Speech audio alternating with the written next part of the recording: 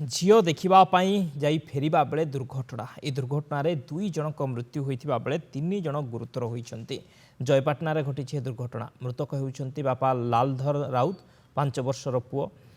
तेज सूचना अनुसार जयपाटना ब्लॉक रंगापाली गाँवर बलदेव राउतों परिवार 11 जन सदस्य कलमपुर ब्लॉकर नुआगाँ को एक कार जोगे झील देखापी जाते फेरिबा बेले कार एवं बाइक मुहांमुही धक्का होता।